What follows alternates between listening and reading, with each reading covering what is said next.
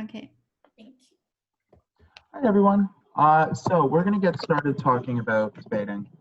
For those of you who have never met me, which is probably most, if not all of you, my name is Ethan. I've been involved in debating for the better part of 8 years now, 8 as a competitor, 4 competing still and teaching.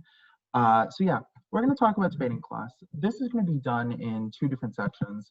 The first is going to just be a brief overview of what the class is going to look like, what you are able to get out of debating, and what it is that teaching is going to look like. Then afterwards, we're going to do a bit of an activity together wherein we talk about, just where we go through an example of what debating looks like. So that's debating class. What is debating? There are a lot of common misconceptions about what debating is. This is not a class where you're just like talking about random stuff all of the time, debating like which superhero is better than which one, whose dad would win in a fight. That's not what debating is at its core. Instead, debating is an activity that exists at all levels of university, all throughout high schools, both in Canada, the US, and internationally.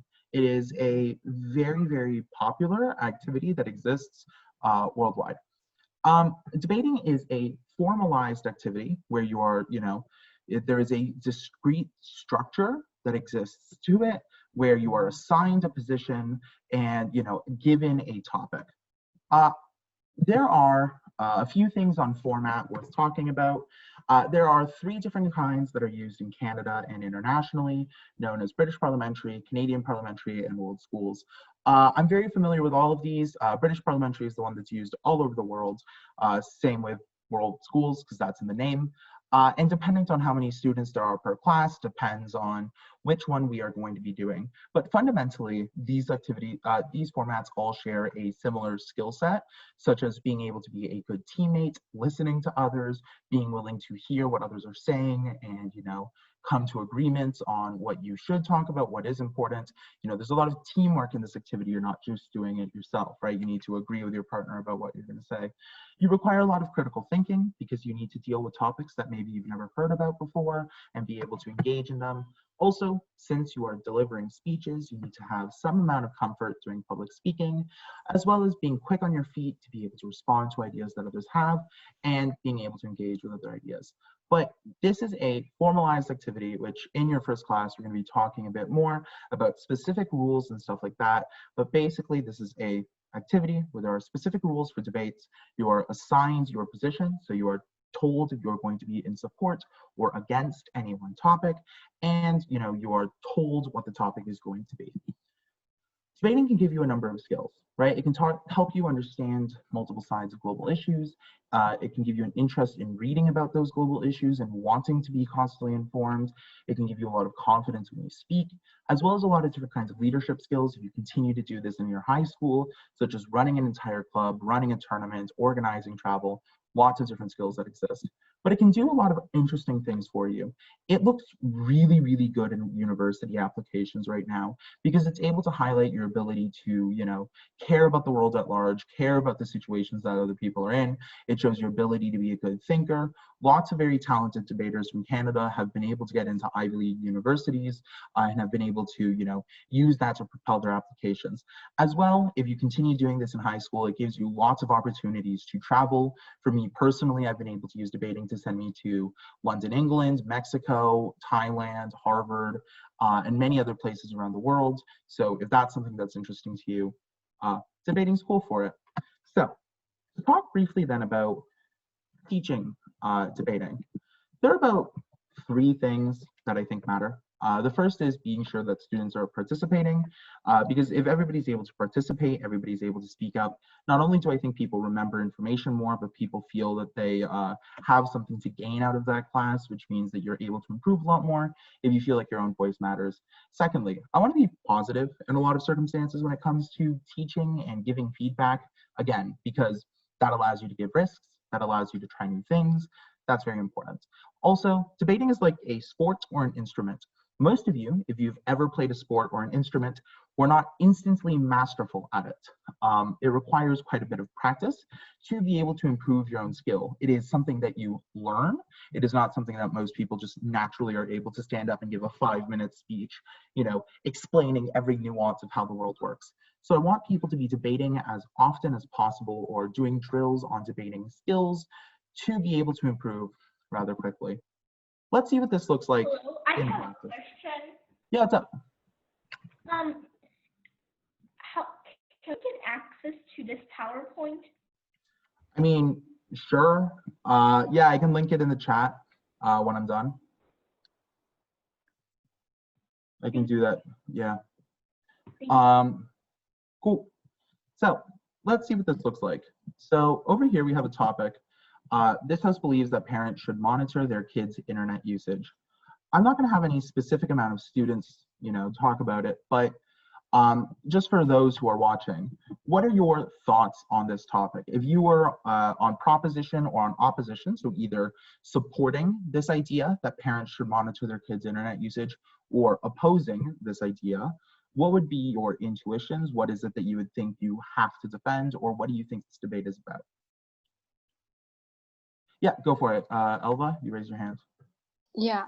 And I think I will support this idea because if you don't your parents don't monitor the kids' internet usage, they will hurt their eyes and then got glasses on their eyes, and that's not even good news. Yeah. Okay, so that this can have physical health harms. Sure, that's certainly something to talk about. What else? What other ideas would you guys consider? I can't see who raised your hands. Give me a second. Do it. Whichever one of you raise your hands. Whoever raised your hand first, figure that out yourselves. Oh, Angela, you raised your hand. Yeah, what's up? Yes. So I believe that parents should monitor their kids' internet usage because without monitoring their kids' internet usage, bad outcomes can happen. They may not do their homework. They may just on the internet. They can get glasses, and then they can have bad health outcomes. Okay, so the idea is kids are going to just use this to be really dumb, so they need to be monitored. Is that more or less what you're saying? Yes. Okay, fair point. Annie, what are your thoughts? Well, this could help prevent a lot of mental health issues that kids deal with because of the internet, such as cyberbullying or just looking into things that upset them. Why would it do that, out of curiosity?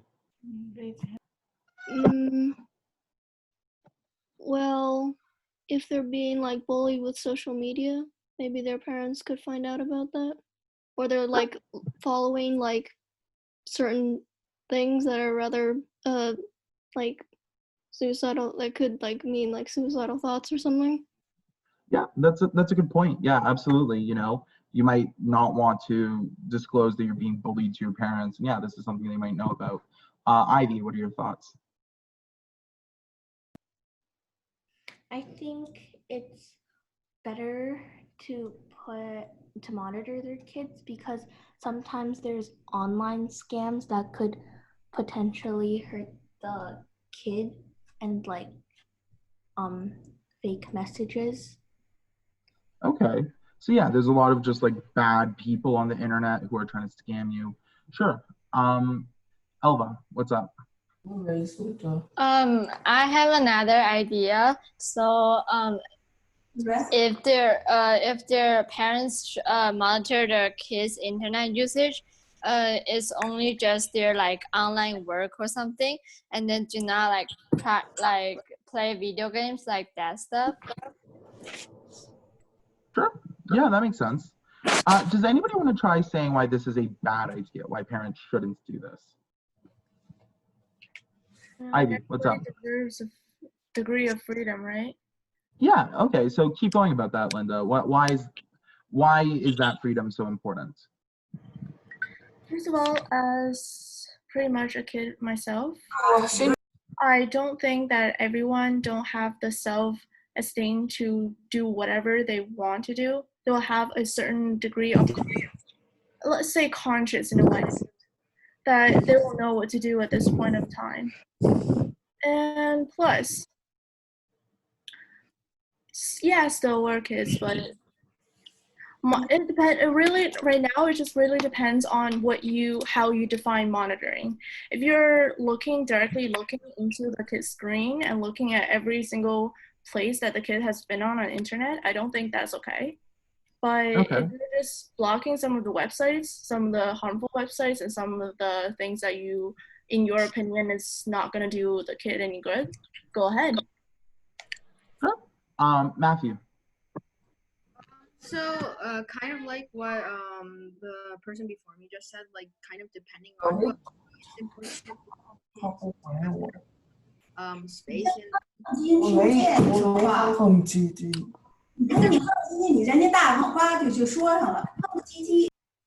Sorry, Matthew, what is it you were saying? They're constantly monitored by their parents. They might have like a sort of feeling that their parents don't trust them, or more of real life on social media or like platforms. It could also relate to like trust issues and maybe that their parents don't trust them, or it's also basically just a very big people should like be allowed to go freely explore. But if like parents want to block suggestive stuff, there are for that, but it's not consistent. It's not like the kids every move, because that would be like a very big invasion. Yeah, that's a fair point. That's a fair point. Aiden, what's up? What are your thoughts? Wait, can I say something? I think like parents should monitor their kids' internet usage because the kids can't spend too much time on the internet, and they need to go outside more. Okay, that's a fair point. You can use it to make sure they stop being fools online. Yeah, Sarah, what's up? I feel like a reason that they should monitor they should not is because like maybe if they're not allowed, they might like use internet and like play stuff behind their parents' backs, like when they're supposed to be studying and things. So that also could be bad. Okay, yeah, that's absolutely a good point.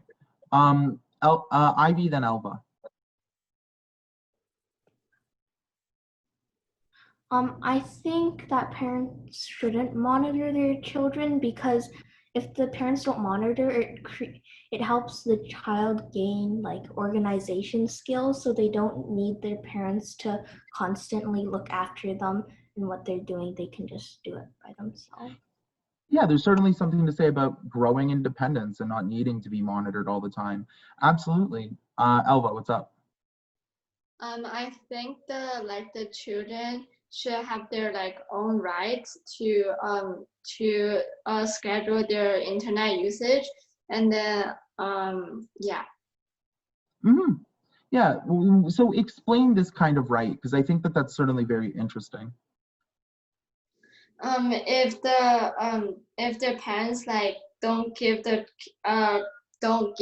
kids rights to use internet, they will not have like enough like people around their like country or stuff, and then they're like own, yeah, staying alone at home and do not have people to play with. Okay, yeah, that's certainly a point. Sarah.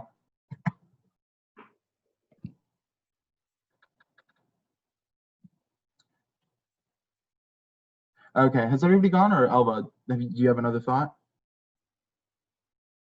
No? Okay, cool.